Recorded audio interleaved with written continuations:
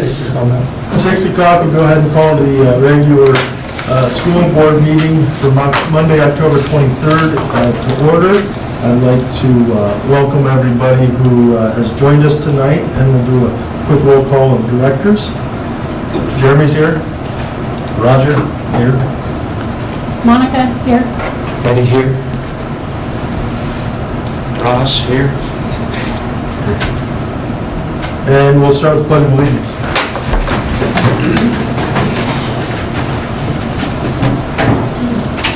I pledge allegiance to the flag of the United States of America and to the republic for which it stands, one nation, under God, indivisible, with liberty and justice for all.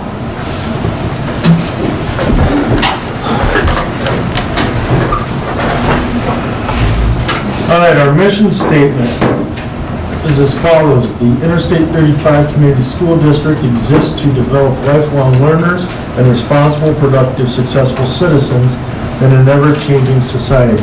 Our district priorities: number one, articulate and support a cohesive, student-centered pre-K through 12 vision for continuous school improvement.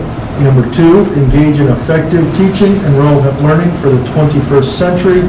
And number three, operate with financial integrity, efficiency, and effectiveness. We do need to have a action to approve the agenda. Everybody should have gotten that. There's a motion and a second. I'll make a motion to approve the agenda as presented. I'd second that. It's been properly moved and seconded to approve the agenda as presented. All those in favor signify by aye. Aye. Open forum. Residents, students, parents, guardians, and staff members of the district may address the board about relevant topics. Those who wish to speak must sign up at the beginning of the meeting. Speakers' participation is limited to 5 minutes per meeting. We ask speakers to remember that Iowa law prohibits the board from discussing specific employees or students or their performance. Okay.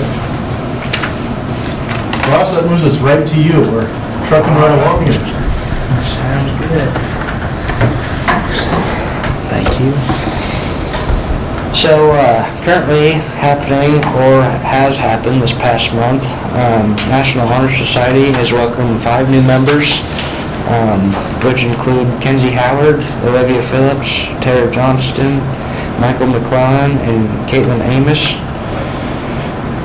And then SWIC hosted a CTE day on the 13th of this month, and many students got to explore many different careers within the technology field.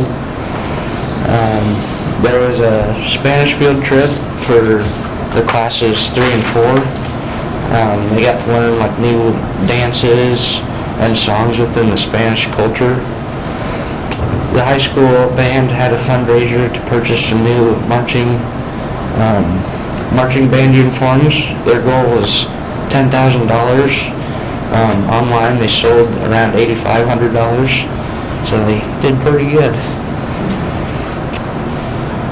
Sports, there was a game against PCM at PCM for football, and we lost that one, sadly. Volleyball had a game against Pella Christian, and Pella Christian won the 3 sets.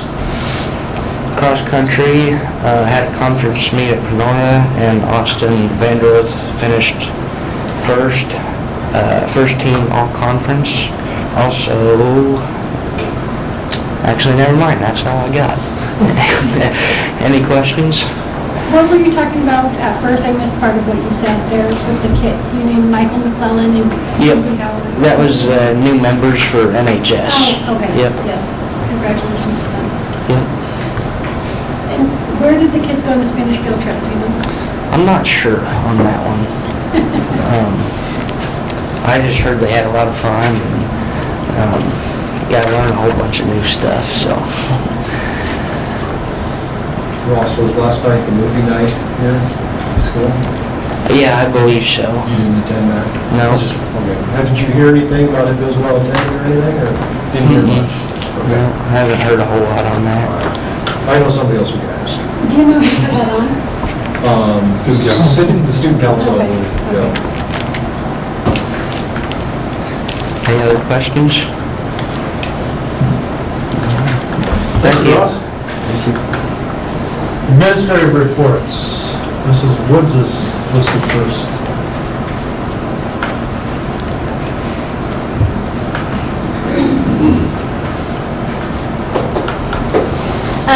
I wanted to show you guys one thing that we don't put out online, but I thought it was kind of a cool thing, and it just kind of hit me. That maybe it'd be cool for you guys to know about. Just trying to, a little bit of philosophy, putting students in leadership roles and kind of taking charge of things that occur in our building on a day-to-day basis is really important to me. And one method to do so is to make students in charge of daily announcements. We also wanted to increase student capacity to use devices, and also public speaking. You know, we've had the assemblies added this last year, and how can we expand on that? And one thing that's been really popular has been Mrs. Peacock's bonus or special called Media, and that's offered to 3rd and 4th graders as one of their 6-day rotations, and they record the news each day. We don't put it out online because it's our students and we don't know all those things, so she shares every day. She sends a link out to the teachers, and then they play the news for the kiddos. Last year we just tried to do it through at 8:15. They read this thing, and they read the lunch menu and the Pledge of Allegiance, and thought this way was a little bit more engaging. So I thought I'd let you see what that looked like.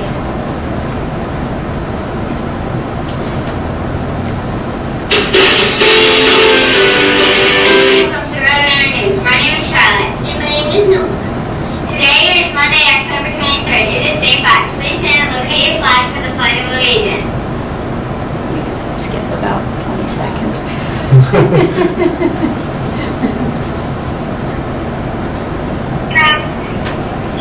Chicken curry, baked beans, applesauce, cup, and milk. The breakfast on Tuesday, we will have blueberry muffin, fruit juice, and milk back to the studio. Thank you, Emily, for a delicious menu updates. Now to hear from Kayla. Hello, I'm Kayla here, and I'm feeling no better right now. May I ask you some questions? Yes. That's a fake microphone. It doesn't really do anything. What is your favorite animal? Probably this. What is your favorite thing? Burger. What is your favorite food? Probably macaroni.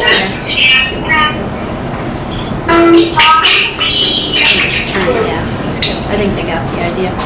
So anyways, they have these kind of little steps they go through each day, and the kids are really enjoying that. And really, we did a little revamping with lots of things. The STEM class with, we hired Mrs. Webb for K-12 computer science, and she's doing awesome. So those things aren't on my board report, but I thought I would share. Social media, if you're not following those class pages, feel free to follow. I have offered some parent advisory opportunity based on a parent's request to have more knowledge and ability to influence. So we're going to start that. I've had 4 parents asked to be a part of that, so I'll be starting that. Service learning time has gone really well. I think I mentioned it before, but that kind of lets you know what each grade is doing.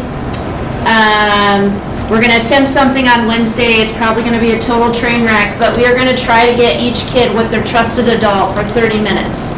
And for the most part, that will go well. It's things like, for example, I have a kindergartner whose grandma is a high school paraprofessional. And so, like, how am I going to not disrupt the things that she needs to do and get that kid where they need to go? Like Kenny, who retired, he has 3 kids that he's their trusted adult. So I'm going to call Kenny and see if he can come. But there's a lot of weird little pieces. We have some janitors, we have some cooks, it's just wild and it's cool. But we're gonna try to get them to those places on Wednesday, so I'm sure I'll be running around for most of the 30 minutes trying to make sure everybody's where they're supposed to be. But it'll be good.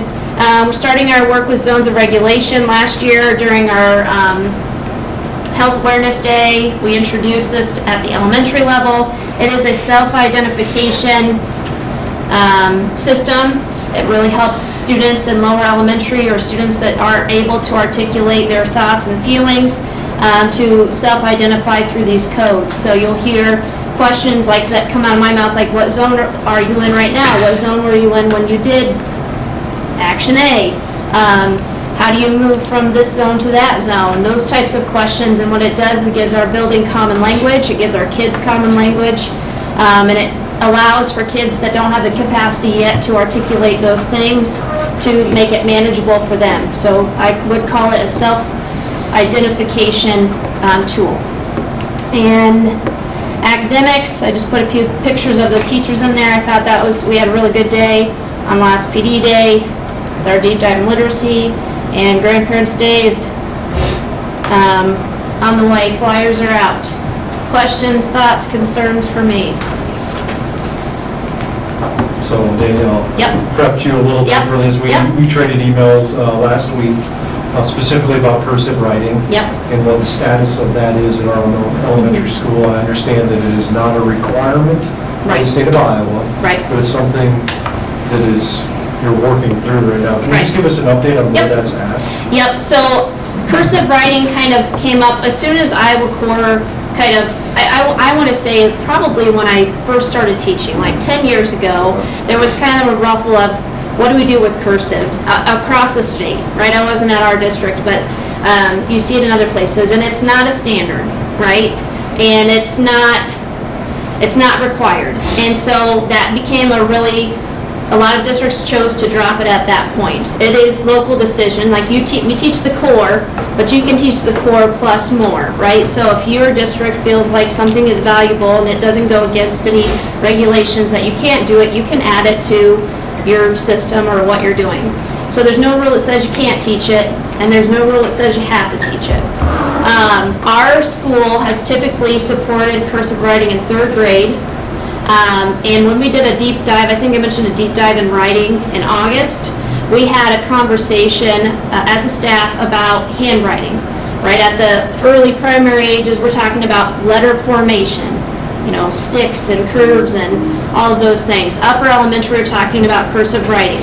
And then there's an element of keyboarding in there as well. And our stance as a staff at that time in August was cursive is really important, but we can't teach it in 3rd grade literacy. And their reasoning is logical. Our current 3rd graders, which last year's 2nd graders, they started the year at 26% proficient in literacy skills. Ended the year at 48% proficient in literacy skills. So they grew like crazy at 48%, and they're our largest group of students. I don't remember how many of them, there's so many. It's multiplied. I'm pretty sure each day there's a few more 3rd graders. But really we want our kids to have cursive, and we need to be creative about how we do that, because it can't disrupt 3rd grade literacy, because we're not where we need to be, if that makes sense. So we are looking at other options, both for cursive and for keyboarding, to take place. We have some things called bonus specials that take place in the morning, the first hour, and in the afternoon, the last hour, and that allows teachers to go to PLCs. And so looking at, can we fold those two things into those? Can we fold those into a couple of our specials? So the first 10 minutes of every special, they do keyboarding, and then they go to this, different things like that. So the long answer is, or short summary is, we think keyboarding and cursive are really important at the upper elementary age, and are working to be creative about how we implement those so that it does not take away from literacy opportunity. Is that fair? Yeah, that's fair. Thank you for clarifying that, and probably shame on me for not realizing that wasn't part of our core curriculum. I just kind of always assumed it was, Yep. so.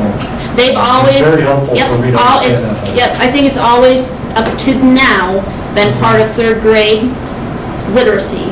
And now we're going to still do it. We just got to find a better way to go about it. Okay.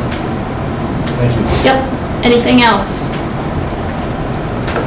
Just to comment on the Facebook pages, I think that's great. I wish our Yes. kids would have that. Well, you know. Heather Wells is Good the job. mastermind behind that, and somebody, when we were talking to the staff, one of my staff members was like, oh, we could give it to the valedictorian, and they can like use that after they graduate. And I was like, gosh, this is brilliant. Like, Pulling together class reunions. it'll be really cool a couple years from now to see the history build over those pages. Yeah.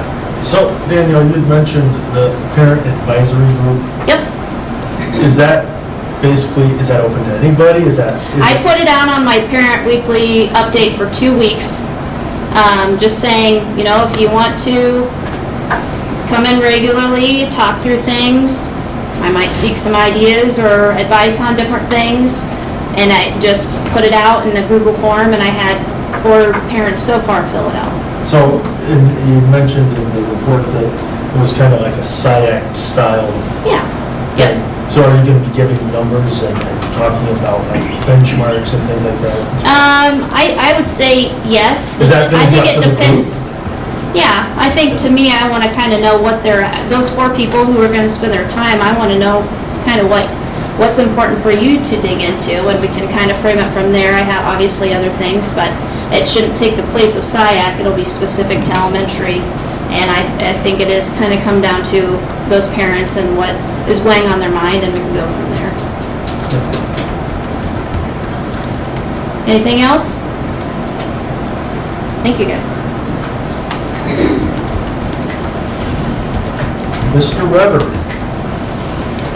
My report's pretty self-explanatory this month. So I realized I had, over the last 2 years, been updating the board on our special ed exits, our kids under evaluation. I know last year I gave you guys a 3-year glimpse of where the district had been. But I didn't do a very good job at doing like a kickoff. And so since October is our count date, which will come up at the end of next week, where we're at and how we get funded, I wanted to start that, and I'll try and do that every October then going forward. So kind of gave you a breakdown of our current enrollment, where we sit right now, including those that are in evaluation, and actually another family we found out about today that's moving in, so we'll be bumping up a few more on that number, but also the number of teachers, the number of associates that serve those students, and then a mental health professional course that we had for our paras that we had applied for in the summer through the University of Iowa in the Scanlon Center.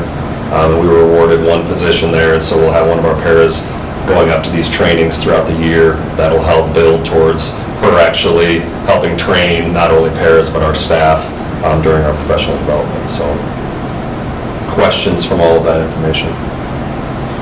I know you said that you're going to give an update after next week, but is 84 higher than you've usually been in the past couple of years at this point in the school year? No, I wouldn't say it's higher. I think I showed in the spring, and I have to go back in the board reports, I think in April I showed that 3-year glimpse of where we were each year, not where we were during the year. It, no different than anywhere else, has trended upward over the last few years. Just since COVID, it's just more kids that were behind. I will say, especially as I sit and talk with other districts, I think that the systems that we put in place, a huge credit to Ms. Woods when she came, we are doing a really good job at the younger ages of identifying early, which has meant we've been able to exit a lot at the younger ages as well, because the earlier you can get them, the quicker they can catch up, and they're not in it as long. So without looking at it, I wouldn't say it's higher than, let's say, 1 year ago right now. You always are going to have ebbs and flows of families leaving, families coming, kids exiting, kids evaluating. But I'd say if you compared it to 4 years ago, is it higher? Absolutely. Yeah.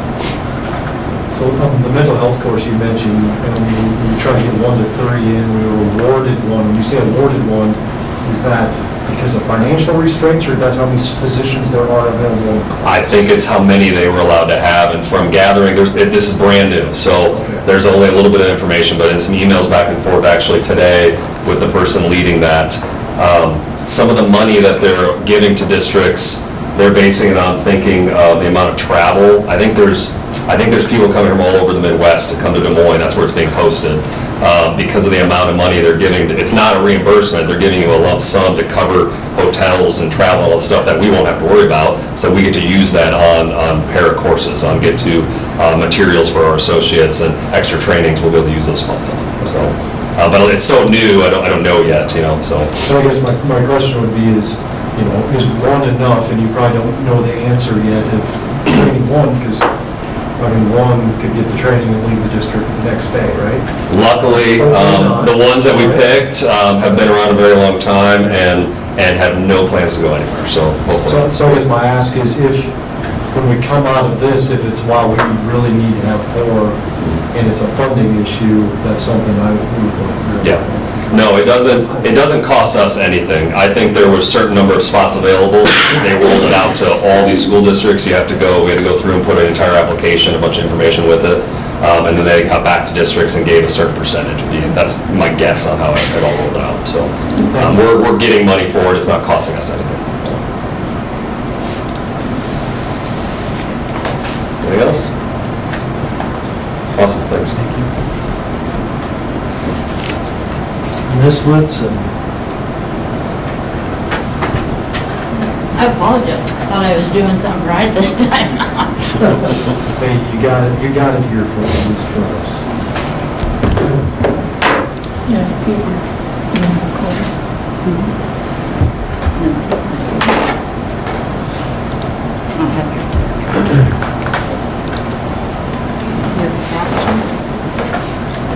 It's right there on the computer. Yeah.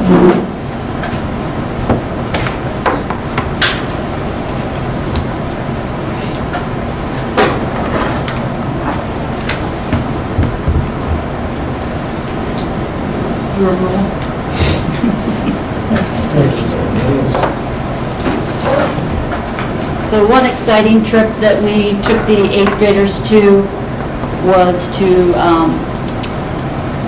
Camp Dodge.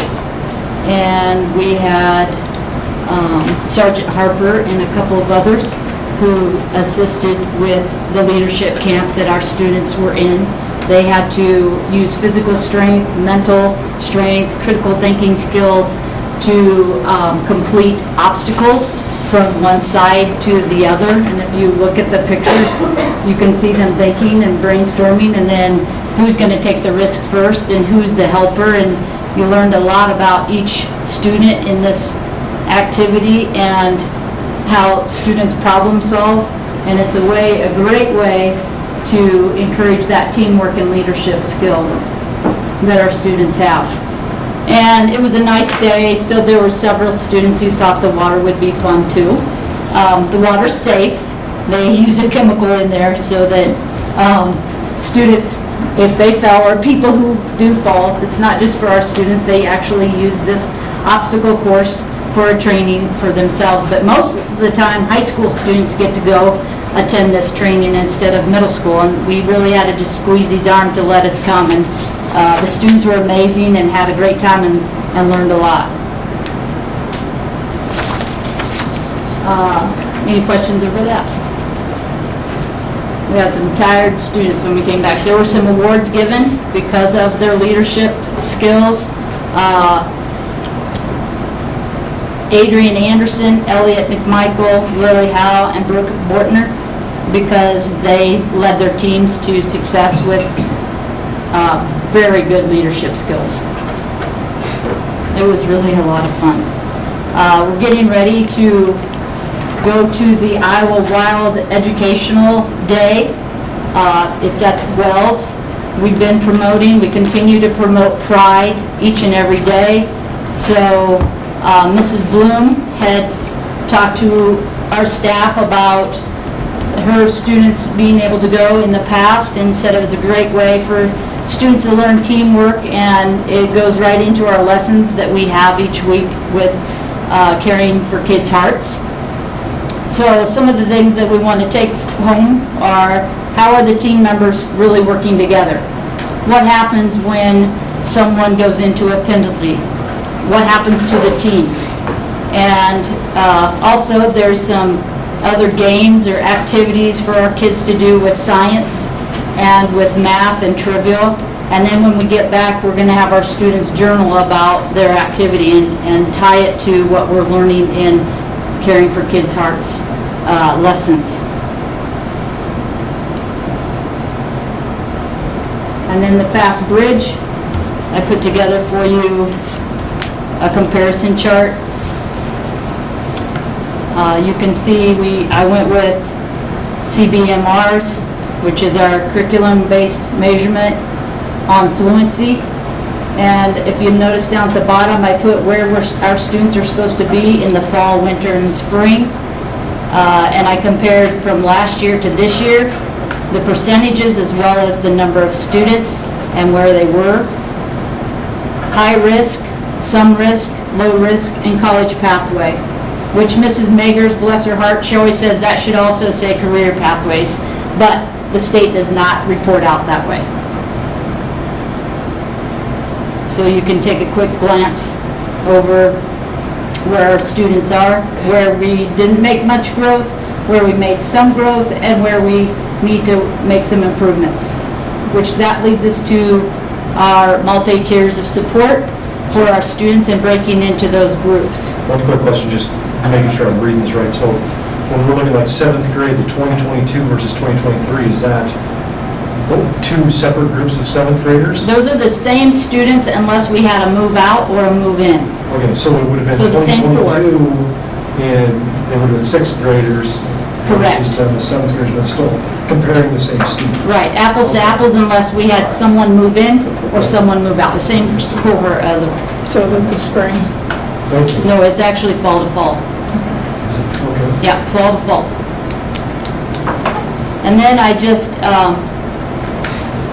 added the data protocol, or the data protocol, that we were initially working with the AEA. So we'll be having another team meeting, staff will, and completing the chart. I did erase things because I didn't want students' names to be up there, but just the work that we're doing and looking at the data and breaking it down so that we can help support each individual, but also in those groups.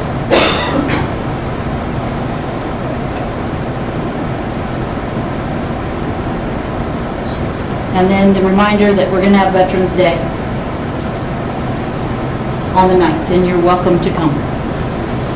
So can you give me an example of the Fast Bridge data? If you have, let's just say 5th grade reading was showing not as much improvement as you wanted based on this data, what are things that you would, what are the types of things you would implement to help work? First, we look at class-wide. Is this if they're below that 80%, if 80% of the students in higher reach the goal, then we continue to just support the individuals in small groups. If we're lower than 60, then we say, oh, here's a big red flag, we're looking at core, what are we doing to support that core and that curriculum? So then we utilize the instructional coaches, we utilize our curriculum director, and everybody, I mean, over there too, Mrs. Woods, Mrs. Detlinger, everyone's hands are on the table to help support our kids. And the 60 and the 80 refer to some risk and low risk, or low risk and college pathway or whatever. Correct. So the top two Yep, the quartiles? some risk and the high risk, yep, or Low risk. career pathway. Okay. That's where the success is if we're not going to look at it class-wide. Yeah. And the fasts are done in the fall and the spring? Just Fall, 2 times? winter, and spring. So there was 3. Just Usually like- our winter is the highest. Spring, everybody's tired of testing, and we just finished ISASP, and in 2 weeks, we're doing the fast. So at that age group, the attention's not there as it would have been in the other test screeners. And this is a screener, because then after a screener, then we do a diagnostic for those who need intervention, and that would be Miss Bloom. And then our special ed after that. Because Mrs. Danlager, I always ask about benchmarks. This actually says benchmarks on it, but it's a screener. But they do have benchmarks. You have to have a benchmark. They're benchmarks against the grade. Right, Okay, Yeah. right, grade level. I'll get there eventually. It's all right. Well, they use terms interchangeably sometimes, so it's understandable why it's confusing. What is a benchmark? No idea. All right, were there any other questions for Ms. Woodson? Thank you. Thank you. Mr. Beckel?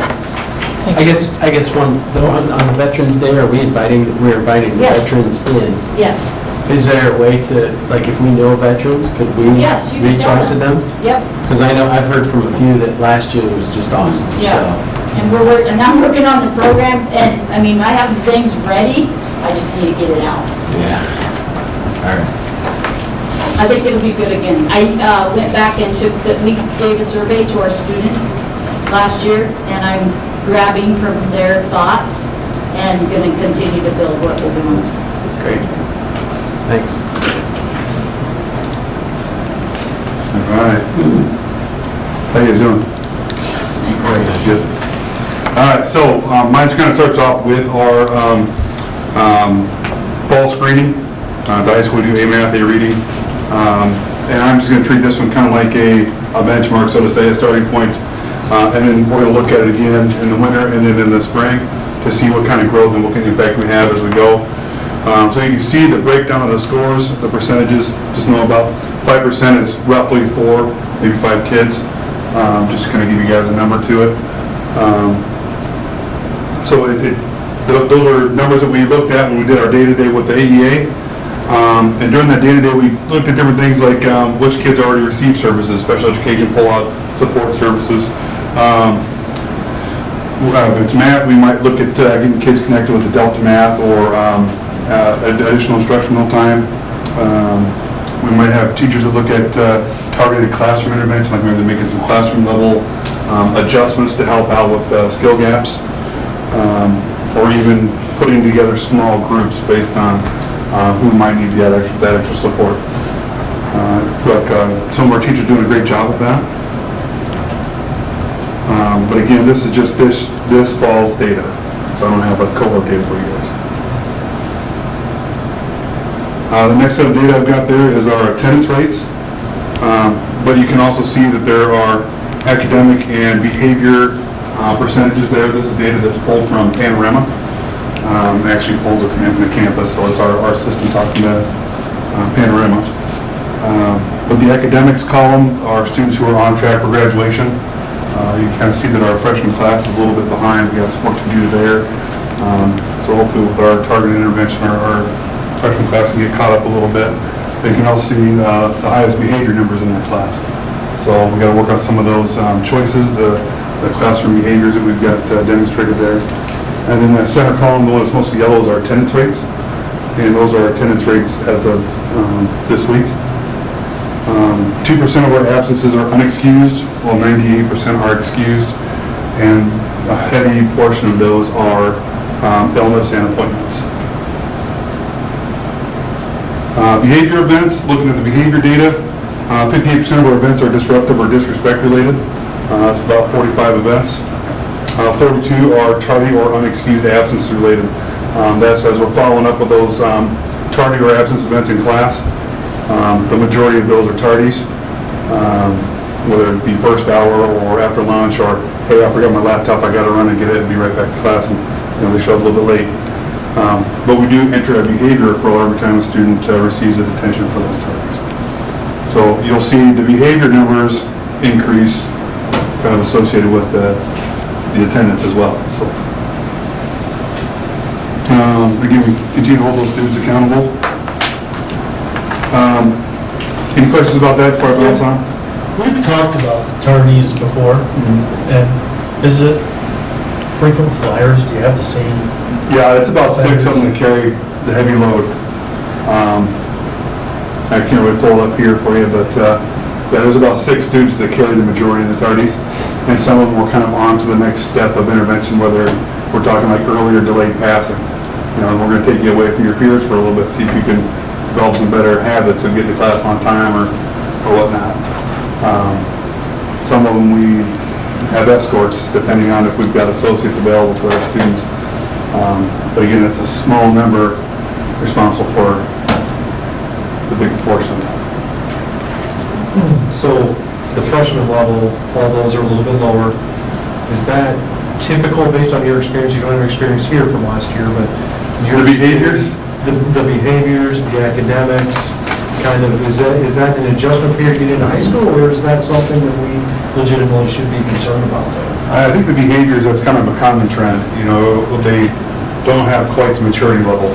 The first couple of weeks, we kind of see the honeymoon phase where they're kind of getting used to the older kids or being around them. But yeah, we're seeing a little bit more immature behavior, disruptive behavior out of that group. We've got a few that we're going to focus on, whether it's a behavior improvement plan coming up here, out of responses to their classroom behaviors. Attendance, that one's a little bit different. Usually attendance is highest for the freshman class. In most of my experiences, your freshmen have the least mobility. They don't have cars parked out in the parking lot. They don't have places they can go. But again, I think most of that's related to illness. We had flu, some weird form of strep throat flying through. My son actually broke out hives and didn't even have a sore throat, which doesn't sound like strep throat to me at all. But yeah, we had quite a bit of sickness flow through here in the first couple months. But then the academics, usually you'd like to see your freshmen a little bit further above than where our group is currently. So, yeah, a little bit to dig into there. Is this, I know we get report cards and I know we have conferences, but would I as a parent know if my son or daughter was high risk, some risk, low risk, or college pathway? You know, only because, and we should, maybe that's an obvious, yeah, you should, Eddie, right? Okay, and I don't know where it's at or how I should, maybe it's an Infinite Campus, I don't know, I'm not good Right, about well, that. and I think the challenge, Eddie, is that there's different categories depending on what assessment. You know, so if it's FAST assessment, these are the terms they use. If it's ISASP assessment, these are the terms they use. And so I think as parents get those reports, it's good to read through them, right? Because it'll tell you what that information is. Some of this information, I think we share with parents when it gets to be in that yellow category for that. Okay. So you know, when you talk about the attendance, do you have the same 6 high flyers? The same would probably be true for the behaviors. When you look at that freshman class, there's probably 6, 8, 10 kids that have the majority of those behaviors. And so when we talk about a behavior plan, that's targeted. So when you come in for a conference as a parent, all that will be explained at that point. But if your child is in that green category, we typically don't share that information because they're on track, they're making growth. I think what you're talking about is that college track, and you can find that.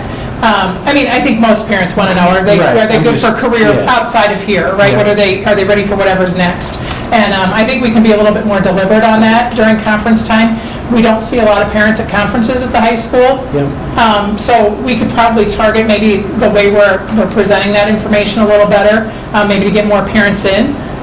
So I think there's work we can do, but yeah, I think it's usually when your student is one that's maybe in a warning zone that you would get that information more targeted than a student that's high achieving or achieving at the appropriate level. Okay, got it. Yeah, so I was asking because then if I could have Ben do more reading or Ben do more writing or whatever it is, then I could, you know, but it is extremely confusing even as a board member to understand if, you know, you talk proficient, you talk college career track, you talk green, you talk red, you talk, I mean, we're kind of, it'd be nice to have a uniform system. I know for you guys are probably wishing the same things, but it, you know, I don't know. It'd be, if we can use some of this data to help me at least understand if I should go to the math conference or the reading conference or during conferences. It'd be good.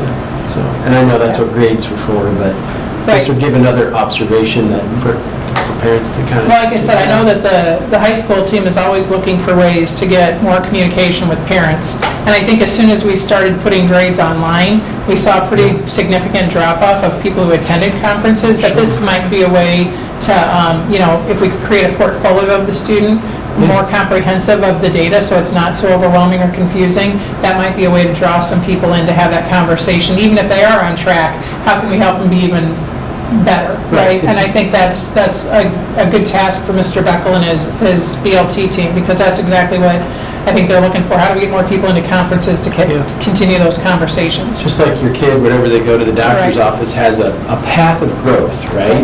And you're either under or above 90th percentile, 100th, whatever it is, you know, and it'd be nice to know that if Johnny was just having a bad day when he tested down here, or you know, I think these stats are so curious to see, and as parents, you put more of that information in front of me, and I'm going to go, hey, Johnny, you better start reading. Instead of being on your electronics all night, my kids included, then you need to start reading. So if I'd have some data behind it, then I could push them to read more. So, okay. You could make thank you. data. Yeah, You wanna read more I can make data. So, Mr. Bethel, I know you're not done with your report, but can we go back to the summary of the math and reading fall scores? Yep. Real quick. Those numbers, when you look at them, you know, you're looking at 30-40% of students carry some risk. Are those concerning numbers to you? I mean, is that something that you would expect to see? When we were meeting with the AEA, they were actually pretty excited about how our scores looked. So I wouldn't say they're concerning, they definitely can improve. You know what I mean? I'd like to see more toward the green and blue. But again, hopefully we can push students that way throughout the year. That's kind of why I wanted to treat this as like baseline for us. But no, I wouldn't say that those are concerning. I've seen worse, I've seen better. I think it's a reminder, just as I think Roger pointed out, as a screener, they tend to flag more kids Yeah. than maybe what a summative assessment like your ISAS test would. So they tend to flag more. So just like anything, you have to look at it comprehensively to say, okay, if Adam is here on the ISASP and they're here on the FAST screener and they're here in the class grades, how are we looking at all of that to see, does Adam really need support? What kind of support? Are they a bad test taker? Is Adam, does he get anxious during tests? Does he not have a skill set, right? Is he missing something with reading? And so the screener, we know, flags a few more than some of our other summative assessments that are benchmarked according to our core standards. So I always want to point that out because it is just a little different in the numbers when you see that. Two really cool things about this report. When we can actually dig into different skills. And the report will actually group kids by skill set too, like, hey, this group of kids is missing this skill, this group of kids is missing this skill. And that's kind of informed our interventionists to be able to move kids and say, I'll pull these 2 or these 4 kids for a few weeks to work on this skill set. Another thing too is there's 2 different ways that the website presents the data to you. The first way is actually, I don't know if the right word's norm, but as we compare to other districts, like state average type things. And our data is much higher on the norms page than it is on the benchmarks page. So that's saying this many kids have reached a benchmark at this time. So our scores were a little bit lower, we had a few more at the higher risk, you know what I mean? But comparatively, our data looked really favorable. So depending on which graph you looked at, and that's how you would want something like this to look, because we're in the fall, we're in the early part of the year, we haven't necessarily hit all of those benchmarks yet. So we're hoping to continue to grow those skills. And sorry, I know you have it in here a little bit in the narrative, but how do you use these screeners to, how do you narrow the funnel as to see whatever, if you could give an example, I think that'd be helpful for Yeah, so when we say we're looking at A math, so we've got the math team in the room, AEA supporting there with us. We can actually pull up the rosters of the kids that took the test, the assessment, and it'll show us how each kid performed. And then we can use that information to determine, hey, this group of kids could use just some additional instructional time in the classroom. And our teachers have been really good at, one of them's got a stack of folders in the back of the room, and she'll say, hey, these kids right here, you guys go grab folder 1. You guys right here, you're gonna go grab folder 2. So we got them grouped based on the skills they need to continue to work on. Or it could be a little bit more intensive than that. So some of the kids that scored a little bit further toward the red, we might utilize, hey, this kid right here, these kids, we need to plug them into a system we've got called Delta Math. And Delta Math is a system that helps with reteach. So that a teacher can plug them in there, and it's got like how-to videos, it'll break down the problems, say here's where you went wrong, and here's how you actually do this, and you assess them. So the teacher can actually assign different students the reteach lessons through Delta Math. And that allows the teacher to continue to move forward in class and progress throughout the units of instruction while providing some support instruction in that. So it'll help us make those decisions, kind of pull kids and sort them and get them to support them. Great, thank you. So, ready for last topic? Or not last, but second to last topic. I've got an advisory team built, and we're going to start meeting to build out a more intentional advisory time for the high school. So right now we've got advisory time scheduled opposite of lunch. And during that time, Mondays are supposed to be for grade checks, Tuesdays are supposed to be like SEL connection with the teachers, and then Wednesday, Thursday, Friday time to go get intervention with the teachers you might need help from. Problem is, it's not very well organized right now. We need to be a little more intentional with the organization of it. So what we did is we met in our conference room and just kind of laid out the different things that we would like to see that time used for. So that's kind of what's bulleted out there. So during that time, we want to work on leadership skills or social emotional skills. The high school level, we really want to teach kids to like lead their lives and think about what their next steps are. So that kind of leads to like course planning, making sure that the courses that they're selecting are aligning with what they want to do after high school. And that aligns with what's called the DCAP and ICAP, the district career and academic planning versus the individual career and academic plan. So we're accountable to the state to make sure that we've got a district plan to help students plan for life after high school. And our team is going to look at this as pathways. So helping kids be intentional about planning for college, post-secondary, or trades, or whatever it might be. Kind of we talked about, or what Ms. Woodson talked about earlier, is like it's not always college for post-secondary planning. There's different paths kids can take, and just being very intentional about setting kids up for success after high school. So this time can be used for when we bring in professionals to talk to kids about their different careers, career day. Or if we want to help kids get aligned with an apprenticeship or something like that, job shadowing, whatever it might be, and building in those connections and having that one teacher that they have for advisory all 4 years be a part of that conversation, so that we have a teacher in the building who knows their kids real well and kind of helps them transition to life after high school. And then we also want to continue to build in that intervention time.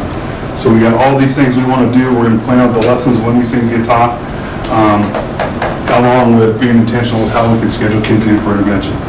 So one of the tools that we've kind of looked at for scheduling time was FlexiSched. Because one of the things we run into is teachers have lunch period during that time too. And how do we get kids into the teacher who might have lunch A when they've got lunch B, and just being intentional about scheduling them, so that teachers aren't giving up their lunch and the kids are ensuring that they get a lunchtime. We also have looked into a program called Smart Pass. The cool thing about Smart Pass, and the bad thing is it's kind of expensive, kind of pricey, but the cool thing about Smart Pass, one of my first BLT meetings in the district, teachers were saying, hey, we need planners. Our kids are abusing bathroom time. I got kids that ask to go to the bathroom every day, multiple times a day, whatever it might be. And the nice thing about Smart Pass is it could help us monitor our halls and hallway traffic, and it could say, hey, it's a digital. It would say, hey, these 5 kids are currently in the halls right now. These 5 kids are currently in the bathroom right now. And it could help inform a teacher and say, let's wait 5 minutes till that bathroom clears out, because I know so-and-so and so-and-so are in there. Once that clears out, I can send you. Rather than just say, no, you can't go today. You know what I'm saying? So try to help a little bit inform teachers when a kid's asking to use the restroom, make sure that's an appropriate time. And it can also show, hey, this kid used the bathroom 5 times a day. You know, just a little bit more information for the teachers. Yeah.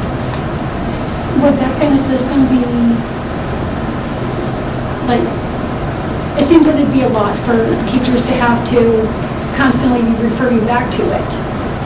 So would that take up too much time to, kind of monitor it with that kind of system? It could create a little bit additional. That's why I want to run it through our BLT first, so the BLT thinks. I want to make sure I got money to purchase something like that first. But run it through BLT, have them look at it. One of the things that they could do is, one of the things we could do is the teachers can have the part of it that's called hall monitor up in the background of the computer. Open that screen and they can look at it quickly as the student's requesting it. I just went through a meeting, like a short webinar with a representative from their company. He explained that the student actually creates the pass on their own laptop. And then, once they've got the teacher's approval, I don't know if it's a click, just click to approve it, after they've kind of looked at what might be going on in the halls, to allow that student to go. So it could create a little bit of an extra step. Right now, teachers having to write out a pass to send a kid in the hall, supposedly.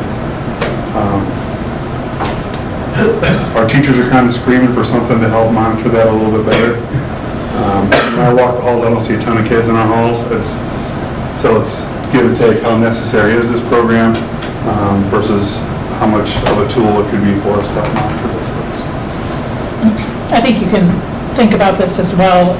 I would imagine if we had Rick Gray come in and tell you about the amount of destruction done in bathrooms in a day, it would be alarming to you. We've had to close bathrooms because things are being put places that should never be put, things are taken off walls, and so this would give us a little bit more accountability to who's out there too, if we're seeing that between periods. So not that that's the reason we should do it, but that definitely, we spend a lot of money on repairs for bathrooms because there might be 6 or 8 kids, and surprisingly, they might go to the bathroom all the time during the same period because they're just texting, and so this would give us a little bit more data on some of that as well, that we've seen an increase of in the last year and a half, 2 years. Yeah, this bathroom back here is the men's bathroom is currently closed back here because of stuff being carved into one of the stall partitions. And it was some pretty graphic words and pretty hateful words, and I didn't want guests in the building to see that or other kids to see that. So right now that's closed while Rick's trying to get us a new partition ordered or built. And once that's in there, we can open it back. Is there a budget category just for bathroom repairs? No, and I don't mean to make light of this because there are times when there's a desk shoved into a bathroom stall. There's the sink taken off the wall, dispensers. Like if we went through every time something like this happened and tallied it up, I think it would be alarming about the destruction that happens in our building from our students. And so just we don't monitor, obviously, the bathrooms. We now go in and we have a teacher check the bathrooms after every period, so we know, did something happen during this period? So we can kind of narrow it down. That was the point of my question. Yeah. I mean, alarming, a lot of money, but I don't know what that means in terms of a lot of money. Are we talking? I think it's more about the behavior. Well, I understand, but the alarming part could be the money part too. The money, And the time that's taken for people to repair. Do we have to hire out contractors to come in and fix what's going on? Yeah, the program costs for just the high school. Then they're letting our kids do this and getting away with it. That's what we've got to attack. That's the root cause, right? The behavior is the root cause. We can throw money and stuff all day. We've got to help them understand that's not appropriate, otherwise we can do things. Yeah, the monetary, if it was just high school, is about $2,600 to $2,800. And then if you go middle school through high For the school. program. For the program. You're talking, not the damage. Not the damage. Have you seen in the middle school? Yeah, one day last year, I happened to be in the office and she was gone, and one of our custodial staff comes in and he says, "Hey, I need you to talk to Mrs. Woodson about these kids." I said, "Okay." And he went through and he listed off about 20 items that he had to take the toilet apart, that 20 items, some very inappropriate items, that had been flushed down a toilet. So I think we had a little issues last year when there was concerns about not letting students go to the bathroom, which was never the case. But there was some monitoring and accountability in place because of things like that. We just can't, I don't want kids to be, one, having some of the things that were taken out of the toilet, and two, doing that and thinking that's okay to do. That's where some of the hesitancy to send kids to the halls during the class period comes from. Because if there's at least hallway traffic during class period, there's the concern or worry that somebody else is going to pop in. Well, as we talk about things like fire, and, again, are there frequent flyers that you're dealing with that do these things? We talked, last year, was it last year, 2 years ago, when we talked about hats in the building and, the respect that we expect kids to have for the facilities, for the community for the school. And, that's kind of what we're talking about. I kind of threw the monetary thing out there because a lot of people look at the monetary, but I don't see the behavior because I'm not here every day. So. And so the kid would have a pass and then would kind of track where they go, or how's that work? Is it, they just know that you checked out of class at 10:52, you check back in at 10:57? Yeah. Okay. And so if they- Tiffany could monitor in the office, Right, no, and she could say, hey, Adam, we got 17 kids out in the halls. Adam can go then police, I don't mean police, but, be a Right, presence in the hall.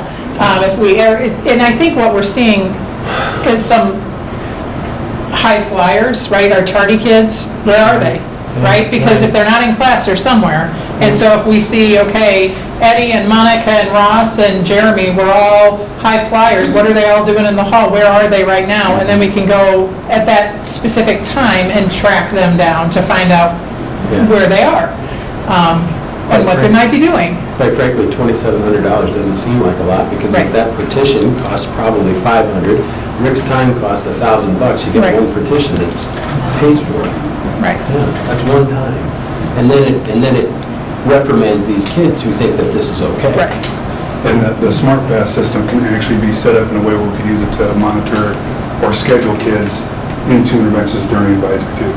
So that one could serve dual purpose for us, which Right, would be and we great. already pay for a program that does that for our middle school, so we'd take that off the books and add another feature, but a little more work to be done to figure that We're looking out. into it right now, trying to see how we can make it better. I lost signal here, but. That's me. The other piece I threw on there too is looking at, and I know I'm taking way too long, guys, I'm sorry. Looking at an anonymous reporting app. We use EMC. EMC. And EMC Insurance provides a free app. Had a call out today for a representative to give me a call back. Haven't heard back yet, but apparently they do all the install for us. I get it on our website. We get our own, I don't know the right technical term, but basically our own ability for each student, parent, teacher, anybody associated with the school can download the app associated with our building and report situations. Whether it's unsafe behavior, whether it's school violence type things, whether it's, anything like that. Just undesired behavior or trying to keep somebody safe. And it's completely anonymous on the reporting end. So what happens if we actually use this app in my former place, the tip comes in, it just says anonymous tip number 55, whichever number in line it is. It gets sent to building principals, SRO, counselors. That way you've got multiple eyes on it, multiple people can receive that tip. And then it gives us the ability to ask questions. Like, where did you see this kind of behavior happening? Or sometimes we need to do that to help add some validity to the tip, so that when we go to investigate or whatnot, we've got a good, reasonable suspicion to investigate. Or if we need to keep somebody safe or whatnot. So looking at trying to get something like that set up for us so that we've got an anonymous way for people to report unsafe behaviors or unsafe situations or whatever it might be. I just want to make sure that's something we would all support if I continue to move forward on it. Any concerns? So, seems interesting, it seems interesting, something I'd want to know a little more about. Any way that we can get students to speak up a little bit more? I mean, we all know about the peer pressure side of things. Being able to speak up when they do see something going on. Or even parents give them an avenue when kids have something at home and they want to be able to report something too. It'll be easier to identify themes. I'd be curious as to what's EMC's role in it, right? When an insurance company gives me a tool, I'm gonna be a little like, well, wait a minute, what are you monitoring? Because it's just an extra layer. That's just, I mean, that's bad, but I just kind of be curious as to what they're utilizing that data for before we ever sign off on something like that. Absolutely. Where it comes from is the School Safety Act. Just to really increase school safety, or safe schools, sorry. Got it. Safe schools. just to try and help us out. Okay. They give us a break on our premiums for. I don't think Yeah, I so. wonder, right? I don't think you did. We could try. If you're, you know, you don't have a lot of reports, then you can, you know, kind of like the good driver discount. And with most things like this, you do have your knuckleheads that will report things just to throw you on a scent trail, so to say. Right. You go through those headaches with it, but in the long run, in my opinion, it does more good than trouble, so. It would be nice if you did bring it back, just like, how many schools in the state of Iowa have implemented it? Have you, you have some experience with it, have we talked to other schools that have implemented it, what's the good versus the bad? Is there anybody that ditched it and said it isn't worth it? So I'm thinking someday before I bring it back for final stamp of approval, so to say. Any other questions? Sorry. Thank you. What are you gonna be for Halloween? The kids want me to dress up like Groot. You guys ever watch Minions? I don't know where that is. Shrek. Thank you. All right, superintendent report. Yeah, so we just have a few things on this report. Certified enrollment, we certify, our count day is October 1st, and so we certified, and we are down 19.57 students of those that we serve. So that is, last year we were also down, so we're on the 101% budget guarantee. What it really means is we have to look at our programming, look at our staffing, and kind of adjust and make changes accordingly. So if you think about a class that might have 50 students, right now we have 3 sections. Well, that might be 2 sections of 25. And so typically we try and do that through either early retirement packages that we offer and not hiring somebody back and just making internal shifts. Or we may look at a program and say, while this is a nice program to have, we can cover it by doing this, and so we might make cuts that way. So what the 101% guarantee does is it makes sure that we have 101% of what we had this year, regardless of what SSA is set at. Obviously, if SSA is higher, it helps us, but it allows us a year to make the changes that we need to based on our enrollment number. So that number we report every October, and so not where we want to be, but where we are. That's a couple questions. If I remember right, I could be totally not remembering correctly. You could only use the 101% a couple years in a row. Is there a limit on that, or is that available every year? You can use it every year. You can use it every year. But it adjusts to the prior year. Right. So if you're steadily declining. So you're never making So it's changes. adjusting to last year. Okay, so it's still, Correct. okay, all right, that makes Yes. sense to me. I think it used to be different before And that. then secondly, if you could, at some point, I think it'd be good to get some enrollment trending data, like last 10 years. Yeah. Where we're at, and then we're really focusing on elementary, middle school, high school, so we can possibly see what's coming too. If there's a cliff or a bump up. Right. And I know there's a lot of in and outs, but it's still data. Right. And the state does provide, we can go online and look at what they project for our enrollment. I don't know how accurate it always is. Ted and I were talking about this earlier, and the conversation was, we have lots of schools that hire demographers who, they're looking to find out what those trends are. And Ted said, well, they're now no longer hiring those demographers just because we're seeing a lot of movement. And I think one of the challenges we have is there's a lot of discussion about growth in our area. When I was hired here 6 years ago, there was conversation that our school would be growing significantly in the next 10 years. Well, that only happens if the cities are growing, if our communities are growing. And we've seen some growth, and so those years we tend to see stable, enrollment. But if you look at the number of houses that are being built in our district, it's actually significantly less than like a Van Meter, or obviously a Waukee. So you've got pockets around the metro, with our bedroom communities, so that we kind of fall into that category. A lot of our families work in Des Moines or the vicinity of Des Moines. but we haven't seen a huge increase in housing. And so those two things typically go hand in hand. If we're not seeing an increase in housing, we typically don't see young families moving in who would start here with young kids. And so there's a lot that goes into this, but I can get that, some of those enrollment projections for you guys to see where it's been. And some years we'll have an anomaly. Some years we'll go up 20. Our state projection is to increase by about 10 or 15 kids every year after this year. I'm not sure that I believe that. So we don't typically maybe rely on that as much as some districts do, just because we haven't seen the trends pan out from what they've projected previously. So if we could see the historical data, Yep. the last 10 years. You bet. And broken down somewhat by grade, so we can see how they move through. Yeah. Then also the projections to really try to understand that. Yeah. Yeah, you bet. And maybe this would be too far into the weeds on it, but when you're talking about construction, new housing, things like that, you know, the assessor for each county maintains those numbers, they know. Right. And they can probably get us a report for our communities pretty Yeah. quickly.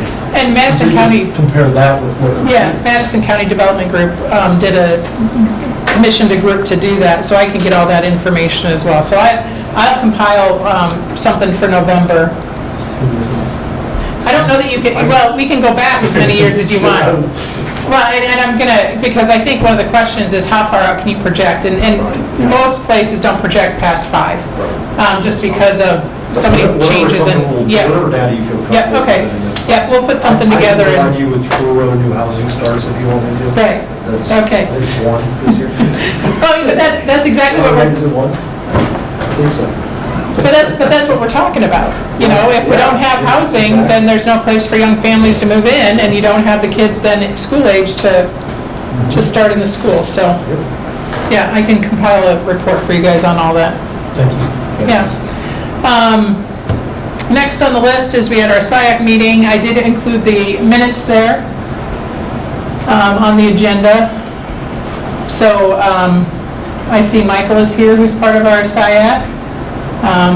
We have 2 student reps on our SIAC group, so I just wanted to make sure you knew what was going on. We did share with them the model discipline policies that we got from the DE. We also talked about standards reference grading, and our VEA system, which I'll show you when we get to our items for discussion. So a lot of really good conversation, I thought. It never seems like we have enough time to break these things down maybe, but we always get lots of good questions to give our administrative team next steps. So How's the public attendance on SIAC as far as non-affiliated with school? right, so anybody can be on SIAC. We have, at this meeting, we had a board member, and we had 2 parent reps. We had, our administrative team was there, our 2 students were there. So I would say on any given night, we have between 3 and 5 parents there that represent multiple grade levels, multiple interests. What's the right number for that? I mean, Yeah, I would say if you get past about 12 or 15, it's a lot. So we average between, I would say 10 and 14, 10 and 12, 10 and 15, depends on the time of year, what sports are going on. But we hold about 3 a year. And we have different things we do at each meeting that we're required to do. But other things come up just as what the legislature's doing, what we're doing in the building, concerns that we've heard about that we want public input on. So, Patty was there, he can fill you in. There's a lot variety of topics. Oh, there was a variety of topics. It was one of the, like, it's my favorite meeting outside of a board meeting because you get into such depth. And then to hear the kids talk, or the students, I shouldn't call them kids, but the students talk was really good to hear those interactions. And so, no, it's a great meeting. If anybody wants to be a part of the SIAC committee or has a desire to, it's very content-rich, good discussions, and you just learn a ton about the school, so. But I'm happy to go into depth on anything in the notes or whatever. It was, again, the notes are very comprehensive. I think Ms. Cooper was taking them, so Yeah. she did a good job. She had to be reminded a couple of times. Well, she got engaged. You get Yeah, engaged she in the was- conversation, so it's tough sometimes. It but- is. So any questions about the SiAC? Okay, the last one, on Tuesday of last week, I attended the RSAI annual meeting. I do sit on the legislative committee for that group, and so we look at kind of topics that directly impact rural schools in Iowa, and then on our annual meeting, we talk through which ones we want to kind of put our hat in for lobbying the most. And so topics that typically chart this are SSA funding, making sure that we get adequate funding for our programs and our supports. A big one that came up last year, and we saw it again this year, is preschool. Right now, if you remember, we get a 0.5 weighting for each of our preschool kids, but in rural Iowa, most of those kids are with us all day. And so we actually have a full-day program, but the second part of that day is tuitioned, so parents pay tuition for that. This would allow for a full weighting for those students if they were here all day. And so that's a big one for rural schools. Another push for restoring our sharing dollars, about 3 years ago, I want to say 4 years ago, it was reduced from 25 to 21. If I remember right, am I? It went to 21 anyway. It went to 21. I think it was 25, but I could be wrong on what it was. You're referencing the number of positions. The number of, 25 to 21. yes. Those are positions you can share. The number of weighting we get for those positions. So like if you share a superintendent, it's 9. If you share a business manager, it's 5. If you share a counselor, it's 2. It's 4, isn't it? For the business. Oh, business manager is 4. It used to be 5. Everything went down. Right. one. Everything went down except for superintendents went up. You're not valued as much. Right. I don't know if that's it, but, so restoring those sharing weightings to what they were, or even increasing them because most small districts don't have a need to have a full-time payroll person. They need somebody that can work a couple of weeks a month, and then another district needs them a couple of weeks a month, and so you just share them. It saves both districts money, and in theory, it helps schools conserve money. And then the last one that's always a big topic, and was again this year, is mental health and at-risk funding. If you remember, none of you, I think, were on the board at the time, but around 2013, the state just said, what's your at-risk funding percentage? And so a lot of schools were at 2.5. We were at, I'm putting Ted on the spot, 2.98 or 3, close to 3. 3.75. 3.75, whatever number it was. Versus 5. And then there's other districts that are at 5, and they said, okay, whatever you're at now, that's where you stay. Regardless of how many kids you have that need at-risk sports, I mean, so if you're at 2.5 in 2013, you're at 2.5 now, that's all you ever get. And so they're talking about making that equal again, as opposed to just randomly picking a year and saying that's your funding rate for indefinitely. So that one came up as well. I feel like that's been on the agenda every year. It is. And I think we see it more now because we put in things like mental health services because those kids are at risk. And so we're seeing more of those services needed, less people providing them, so it costs more money to do it. So you're right, it has been every year, but I think we're seeing greater costs associated with that for schools. So any questions about the RSAI meeting? It always seems when RSAI pushes something, it usually takes a few years to move it. I mean, the transportation equity thing was, I mean, that was a slog. So. Right. But we got there, so. Right. And were those in the priority, those were all in the priority bucket? We didn't prioritize between 1 through 4? Or? Well, every district, if you have a full-day program, then you probably put preschool as a higher rating. So every district, they just pick about the top 4 or 5. Okay, yep. And say those are the priorities. Okay. All right, are there any other questions, or were you finished? Yes, I'm finished. All right, the consent agenda items. This is a actionable item, requires a motion and a second for us to take action. Everybody's got the past meeting minutes, the monthly bills and financial statements, and I believe Ted passed out the additions, open enrollment, and then our resignations, reassignments of contracts, Tim McKinney hired as a substitute bus driver, Claire Vandermolen hired as payroll clerk, and Paige Davis hired as an associate. I'll move to approve the consent items. I'd second that. It's been properly moved and seconded that we approve the consent items as presented. All those in favor signify by aye. Aye. Opposed? Items for discussion. Board policy review. This is also actionable. Requires a motion and a second for us to approve the first reading of policy 503.1, 503.8, 605.1, 605.1R, 605.2, 605.3, 605.3R1, 605.3E1, 605.3E2, 605.3E3, 605.4, 605.5. Can you give us a rundown on I what can, these yeah. entail? Yeah, so we've talked about these a little bit in the past, especially the instructional material ones, which are all those 600 policies. The 500 policy is the discipline policy. This is, and I can't remember if we talked about it at the board meeting, so I'll just recap. When the legislature ended in the spring, they directed the Department of Education to come up with a model discipline policy for any students who made threats. And so they created a policy that took kind of care of that. And so the way their policy read was, if you made a threat, then these would be the steps that would be taken. Most districts already had that information in their policy book. And so when you see our incorporation of that information, it's because we already had policies regarding that. Some of it was around student conduct, so you'll see it there.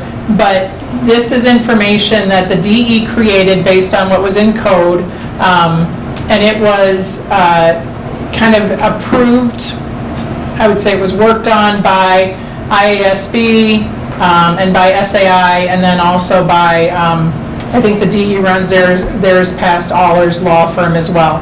So this is, most districts are just adopting the model policy, just saying we're taking what the DE created because they were charged with it, and if it's not in our current policy, we're putting it in. If we didn't have it at all, we're putting it in, or we're putting in the exact language that they used. And so this is how we're putting it in our policy. So Melissa Keller, it's unfortunate that she's not here tonight, but she and I met and went through all of these policies and talked through what we needed to add. Did we have everything else that we needed in there? And so this is a combination of how that came about. So just real quickly, 503.1 is student conduct. We took our section out that talks about a threat or an assault, because that's what the new policy is specifically about. So it's going to be in there twice otherwise. So we want to just make sure it's in one place to update. So we took that section out of our student conduct. Everything else stays the same there. And then the policy that's here, 503.8, is the policy that's written by the DE. So this is the one that the DE sent to every school that they're incorporating. So all the red is new. And the legislation that took place is the law states that we have to have this in our policies. Yes, yes. Yeah. All right. So, any questions about student threats or causing violence, assault? That's what those policies directly relate to. Do we approve these and vote on these individually, or do we do them all together? I think we can take them all together. Typically, we do it all together, but if you want to do them separate, we sure can. Not unless I would see a reason to, as we go through them, but So we also, right. So we also added on there the secondary handbook. So when we change the policy in our policy book, some of that alters our handbook guidance as well. So the changes that would be in our secondary handbook are there, and also in our elementary handbook. So if you approve the policies as written for discipline, then you're approving the changes that we would make to the handbooks as well. because those we do usually in the summer, but this would be in place on approval. So, and we can go through those if you have questions for the principals, they're here. But you can kind of see, It's just an alignment of the tiering. Yes, right? exactly. Policy, execution. right, Yeah. right. The only thing that I noticed is, and I think I sent you a very vague thing on this earlier. Okay, On page 3 of the discipline policy. Okay. The second line up, I just think that somebody accidentally put a typo in there, it's just a random number 2 in there.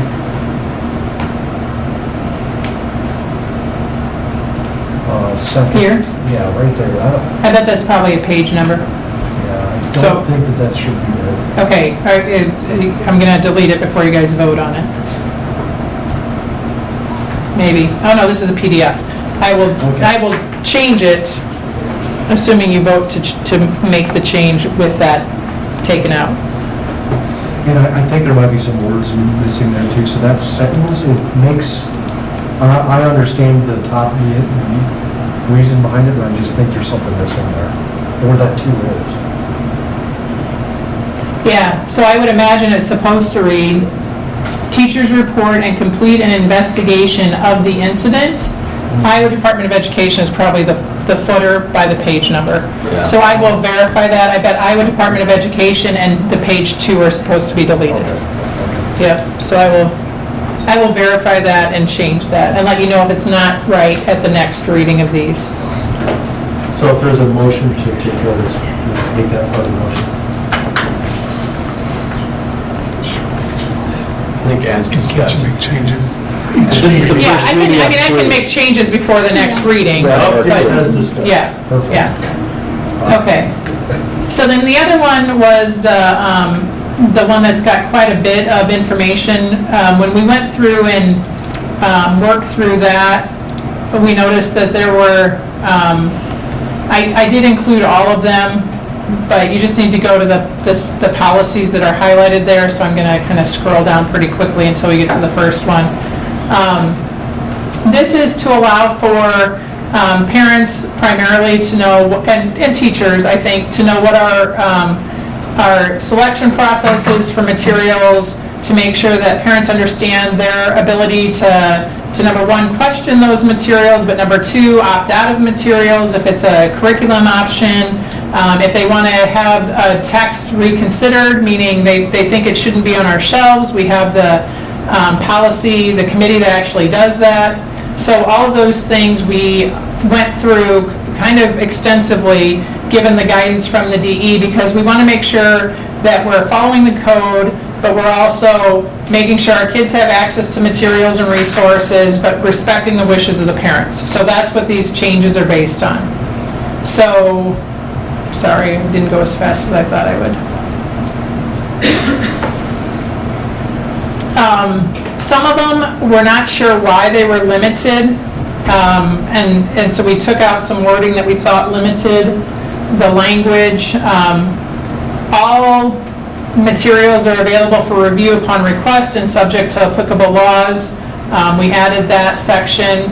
We've always kind of used that as our motto. People could always come in and look at resources and see our collection. Our catalog's been online forever. Well, since I've been here, I don't know when it actually went online. But curriculum materials, any parent can come in and request to see what we teach in English Language Arts, and we can get it for them, and they can review it here. We've always done that, but we wanted to have it in there specifically. Just making sure that everything applies to the laws that are now in place. So we're just cleaning up our language to make sure we represent that. Trying to think, there's some language, we're not sure why it was specific to women. We just wanted to make sure everyone was included in that, not specific to any one group. The determining age appropriate, this is how we would go through the scenario. This is what Jim McDonald and I worked through based on what we were seeing as far as if something is questioned, how does it work? Well, if it's clear that the content shouldn't be allowed in the library, this is what happens. If it's questionable, this is what happens. So we wanted to break it down so there was consistent understanding of those things. So if somebody was like, well, this is questionable, okay, then we'll go through this process. Knowing at the end of it all, we always had that reconsideration committee that would go through it as well and look at it maybe more specifically or targeted. So that information was included based on the work that Jill and I did. So that policy, you were just talking about that. The 605 regulation? Yeah, 605.1R2, which is all new. You Right. said you worked with that, through that. Is this specific to our district, or is this the same policy other districts are?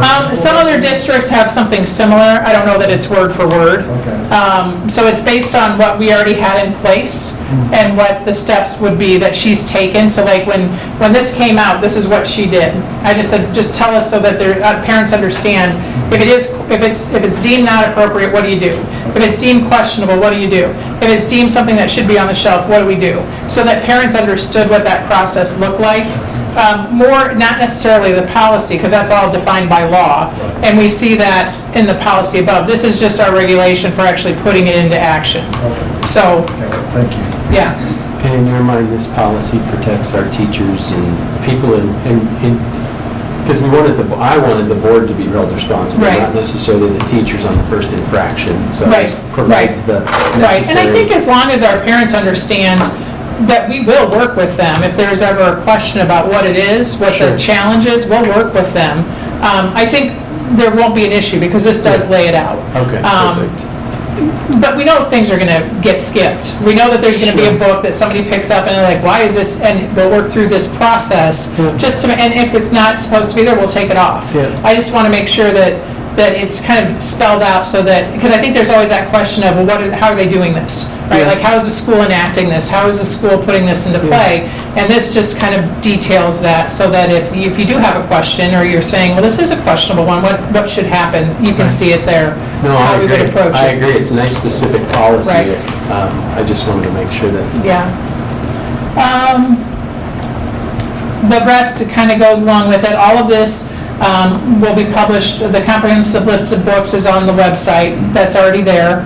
I need to visit with Ms. Wells. We've talked about it. We just haven't kind of, once all these policies go into place, we want to almost create a parent section where these policies are specifically listed so that you can have a direct link to the curriculum catalog. You can have a direct link to the form if you want something to be reconsidered. You can have a direct link to the policy on school threats or threats of violence. You can have a direct link all right there on a parent portal. Now it's there, but it's just under maybe a high school tab under library.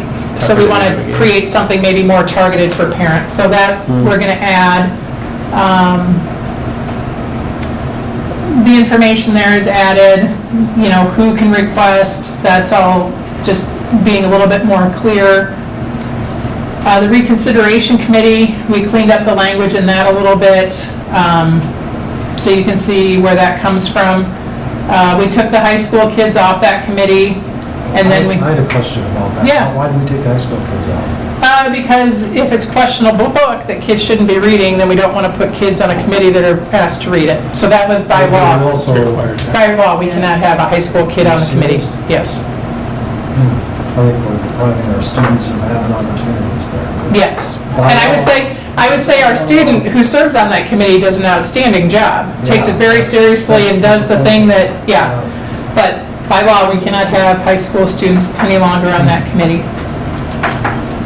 And this is the committee that in November you guys will appoint, right? So we have them already identified. It's a cross-section. We have an administrator on there and then parent groups or parent representatives, so a teacher. So that's the primary changes according to the discipline and then the instructional materials. I know there's a lot there, but some of it's just cleaning up to correspond with the law. Some of it's trying to be a little bit more explicit so parents have a better understanding. Yeah, you would think with parental permission, a kid could see Right. the students as well, they wanted those parental rights. And then, this might be a good time just to Well, thanks to Melissa for going through Right. these. These are pretty interesting, deep stuff. And then it might be a good time to just explain why we do 1 reading, 2 Sure. readings, and 3 readings. Yeah, so board meetings, and this is, I think, sometimes hard, board meetings are a meeting of your board in the public. So it's not really an interactive meeting. And so because policy governs everything we do, we want to make sure public has time to interact with the board. And so they'll do the first reading, and then it gives them a month. We make recommendations or changes possibly. Then constituents can contact you if they either agree or disagree. Yep. So the idea is then the second reading, if there are changes, same process happens. So that's why they do 3 readings. Yeah, okay. That's all, thank you. We can change it all the way up to the third. Correct. Yeah. Correct. Yeah, you're just approving the first reading as they are here, with the exception of that one change.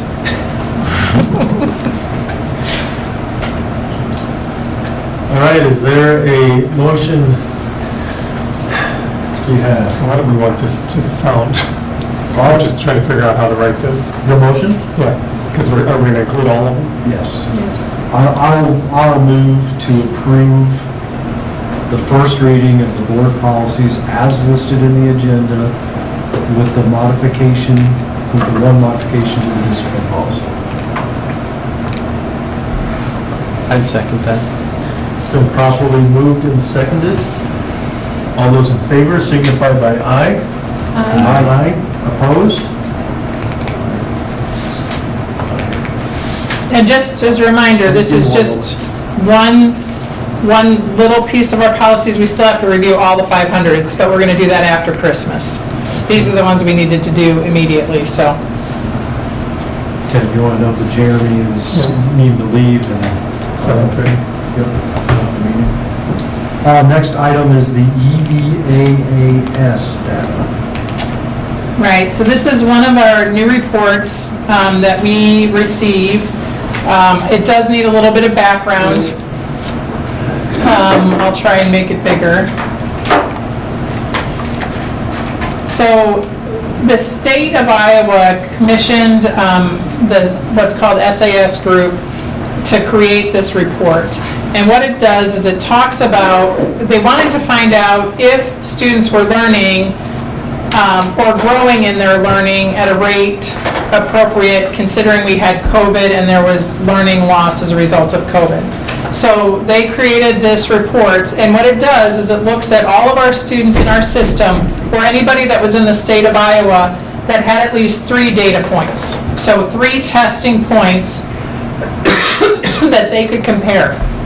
And then what they did is they looked at other students that were in the same range of testing and said, okay, you should grow about this much, okay? And so you can see the growth index on there, you can see the growth measure, and I'm not going to go into all of that, but what I put on there was a 2021 data set and then a 2023 data set. So I'm going to actually stand up and talk you guys through this because it's new to me, and the more I talk about it, the easier it is. So this is comparing 2021 fifth graders, 2023 fifth graders. They're not the same cohort. So this is just the 5th grade class, okay? So when you look at this, you want to be in the green, really on either side of the green if you can be. Okay, that means you're growing about where you should in any given year in whatever the content is. So this is language arts. So if you look at us in 2021, which is the year right after COVID, remember we didn't take the test in 2020, so we saw some grades that were well above where they should be, and we saw some grades that were well below where they should be. And this is just on the language arts. I'll move math up here in a minute. In 2023, you can see that most of our kids, especially in 4, 5, 6, 7, 8, were well above. That's huge. Like, you could see lots of school districts and you wouldn't see that score. If you see the parentheses after, that means that there was some sort of systemic change that happened that increased scores at that rate. Okay? They're saying statistically there had to be something that you did with the whole group to see that kind of change. And then our others were in the category where we need them to be. So last year our growth was amazing. right? Our students grew well more than they were supposed to. And we saw that when we saw our report card, right? We were in the commendable category. We had gone up by 2 points at least in every category and some more. And I think when our report card comes out this next time, when it's not embargoed, I will tell you that you're going to see more of the same. Okay, so we are very much trending in the right direction. So if you look at, So Sharon, just so I'm understanding. Yep. 2021 was comparing to 2019.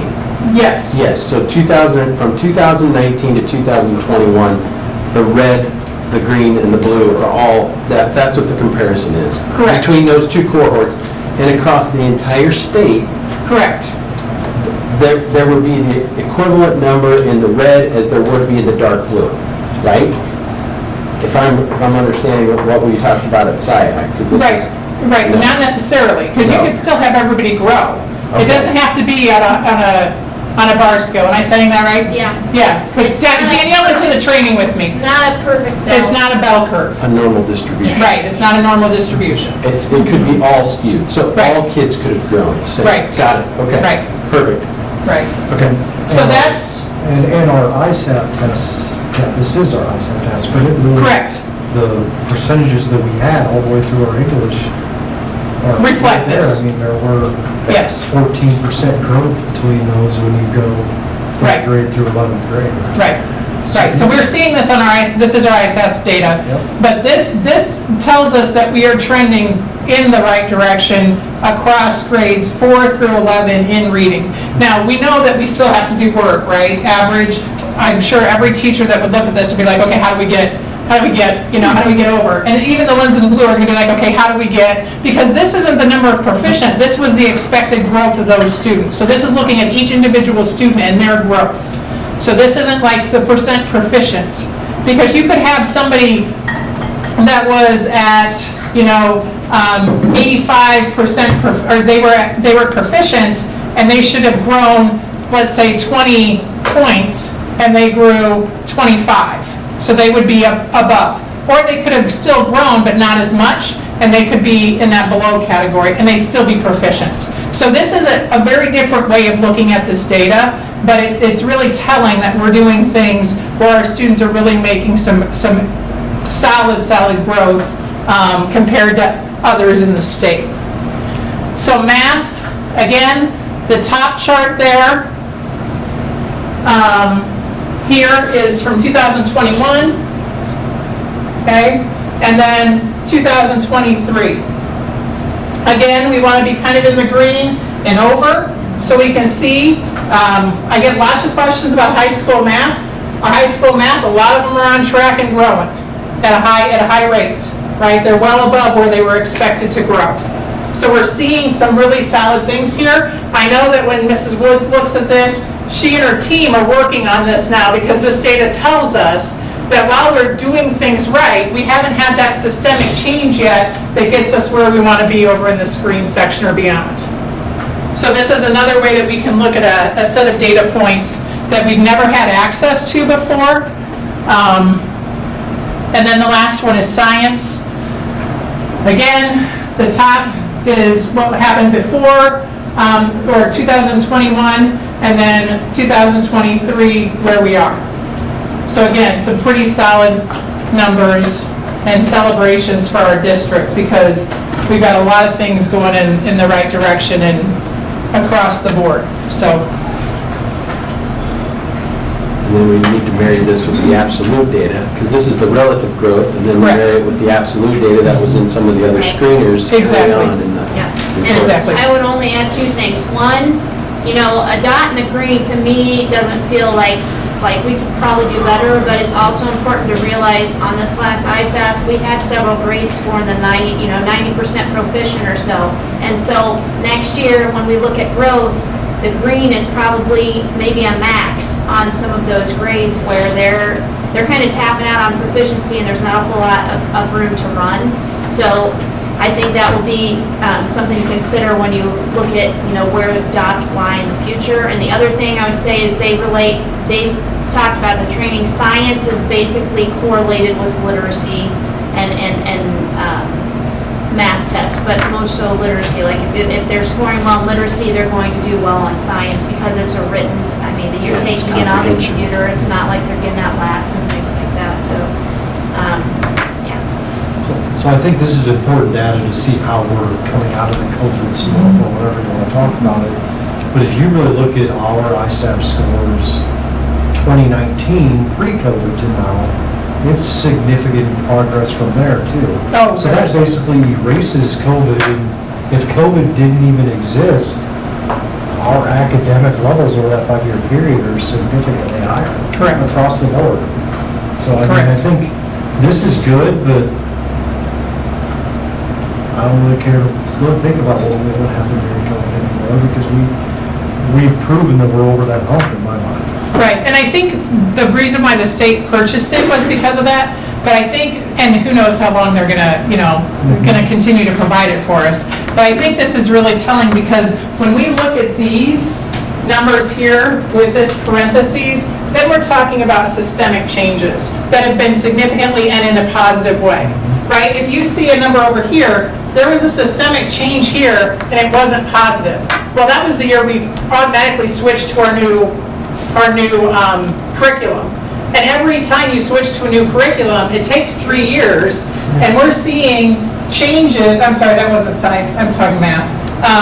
But we have to find out why we were well below in 2021, and why now we're well beyond, right? What that normal growth would be. So this does give us some things to talk about as far as systemic issues or systemic celebrations. What are we doing that we can mirror in other grades, other programs? But it also, I think, validates, as teachers are working with students about, you are an individual growing, and this can give them that same message.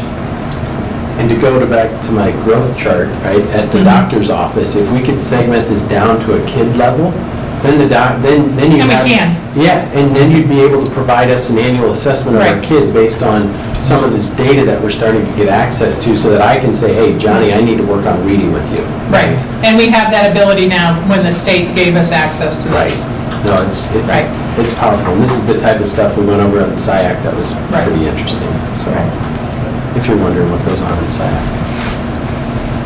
Other questions on the, you call it EBOS, is that what you're saying? We just call it EBAAS. We don't know if it's got, we don't know if it's a name, we just say, you know. Eighth graders Any other have questions the on lower this? average in math and science, they're the 10th graders. On this one, yes. Because I'm seeing. Average in terms of relative growth of other students in the state that were in there. Okay, so it's gonna be, okay, that's nice. All right, we're gonna go ahead and move forward to early retirement. I see. This item is for discussion only, not for action. There's not the growth, right, but it's. Sorry. All right, go ahead. So we usually bring this in October so that you guys can think through what you maybe want to create. We ask that you approve early retirement in November, what we're going to offer so we can get information out to our teachers in December. Because if we can get that information back for January, that gives us a leg up on the hiring process. So one of the things... And that time period, I think what you've said in the past, it really allows them to work with their own financial planning Right. to make the decision. Right, a lot of them do that over So Christmas break. it's out of Yeah. respect for the teachers and our hiring. Correct, yes, yes. So we currently have 5 teachers that would qualify. The minimum is you have to be 55 years of age or older. The number of years in the district is really up to you. Typically, we're between 15, 17, 20 years is what the district has kind of landed on, depending on the year. About 4 years ago, 5 years ago, we switched it to a lump sum payment for anybody that wanted to retire. It goes into an HRA. That means it doesn't stay on our books for several years. It's just out the door and it's done. This year, I would probably ask that you consider maybe increasing the cost, the total amount that we pay in the HRA. I think this is a great mechanism to reduce staff without having to to give anybody a pink slip. So, if you could, consider instead of a $30,000 payout, maybe a $50,000 payout. This does come from management fund, so it is something that we have in our levy. The other things that come out of management fund are our gas, what's it called? Natural gas. Natural gas comes out of it, and so does our unemployment insurance, right? In our insurance. And our insurances. So insurance, natural or gas, and then early retirement is what we can use our management fund for. We currently, and I didn't, Ted, do you have the balance for that on your computer? I can show you I don't have it projected. I can forward it to you. Okay. I'll show you what our management fund looks like currently, so you can see. $75,000 is what it says. Is that right? Oh, that balance. Management fund balance, isn't that what you? I gave you a sheet here. Can you just forward me what you gave me? It's right here. Yep. On the right side. Right. So I don't know where his number is coming from this. So if you can just I can put this up on the screen, they can see it. Gotcha.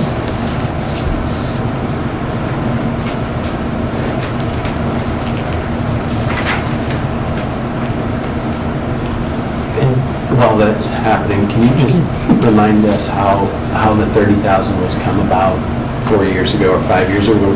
Because I know we did a lot of market research on that number. Right. And if we increase it now, I want to do it this is me speaking, methodically. Right. Whether it's the cost of inflation, whether it's the cost of health insurance. Right.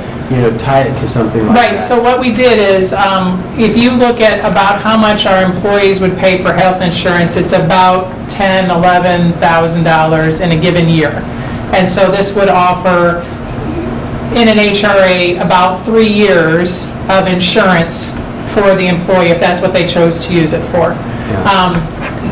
If you figure about $10,000 a year, now prices go up every year, so it might be closer to 11.5 or 12 now. But if you figure around 10, that's another year that somebody can retire maybe a year earlier than they thought they could because of the insurance factor. Yeah. So in this case, typically, the conversation at the board has been, do we want to use this as a retirement incentive to save the district money? Because if we have somebody retire that makes, $57,000 a year, and we hire somebody in that makes $40,000 a year, that's obviously savings. In this case, I might ask you to consider increasing the amount, not because of the years and the cost, but because we don't want to have to eliminate anybody's position at the end of the year because of our cuts that we're going to need to make. Right. Remember, we have ESSER funding that's going away this year, and we also have the 21 students that were down. So those two factors, we know we're probably going to be about $300,000 that we're going to have to adjust over the course of this year. And if we can do that through retirement and not hiring back, that then is kind of the goal. And we have to save $300,000 out of the general fund, right? Right. And you're using the management Correct. fund in order to do that. And we've been Correct. levying for the management fund over the past Every number year. of years Yes. to do that. Yeah? Yes. Okay. Yeah. And then, so you went through the cost. Right. And then what was the other one that you're going to talk about, I'm sure? The two things, cost and then basically the benefit of staying with the The district. benefit of being here, longevity in the district, right? Honoring people who have given, 15, 20 years of service, and sometimes more, 28 years, 23 years, 21 years. And I think that there's a value in that for culture. But for me this year, it's more about savings, cost savings than it is. I mean, culture obviously helps, but you'll get questions, right? Why didn't you give us $50,000 last year, and why are you Right. considering doing $50,000 this year? And as a board, you can limit the number of people you offer it to. So you can say, okay, we have $150,000. We know we want to have 3 go, so we're going to say $50,000 to the first 3 that apply for it.